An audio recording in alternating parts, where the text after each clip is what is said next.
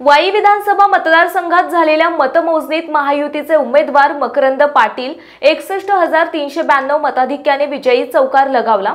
त्यांना 1,40,971 मते मिळाली।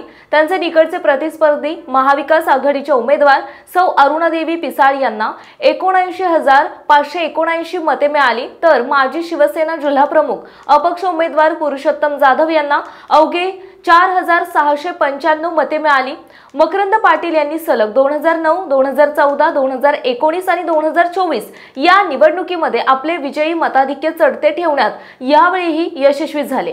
फटाक्यांच्या आतिषबाजीत गुलालाची उधळण करीत आमदार मकरंद पाटील यांच्या कार्यकर्त्यांनी जल्लोष साजरा केलाय। सकाळी 8 वाजता वाई MIDC वाई येथील महाराष्ट्र वखार महामंडळाच्या जागेत मतमोजणी सुरुवात झाली। दुपारी 2 पर्यंत शेवटचा निकाल हाती आला। मतमोजणीत पहिल्या फेरीपासूनच आमदार मकरंद पाटील यांनी आघाडी घेतली होती। 6व्या फेरी अखेर आमदार पाटील यांनी 10,350 मतांची आघाडी घेतली। 7व्या फेरी अखेर खंडाळा तालुक्यातील मतमोजणी संपली। खंडाळा तालुक्याने मकरंद पाटील यांना 10,743 मतांची आघाडी दिली। आमदार मकरंद पाटील यांना 43,392 तर सौ अरुणादेवी पिसाळ यांना 32,649 मते मिळाली।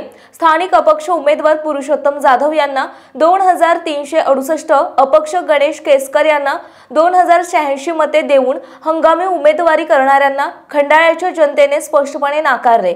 विजयी उमेदवार आमदार पाटील यांना केंद्रीय मतमोजणी निरीक्षक मोहम्मद हुसेन यांच्या हस्ते आणि निवडणूक निर्णय अधिकारी तथा उपविभागीय अधिकारी राजेंद्र कचरे यांच्या उपस्थितीत विजय प्रमाणपत्र देण्यात आले। मकरंद आबा प्रत्येक फेरीमध्ये आघाडी घेत असल्याने त्यांच्या समर्थकांनी गावोगावी फटाक्यांची आतिषबाजी करत गुलालाची उधळण करीत विजयोत्सव साजरा करत होते।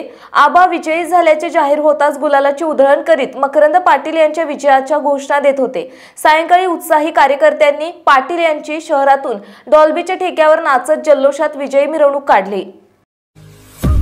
आपल्या परिसरातील बातम्या पाहण्यासाठी आजच आमच्या सत्यशोधक महाराष्ट्र न्यूज चॅनलला YouTube वर सबस्क्राइब करा आणि बेल आयकॉन प्रेस करा।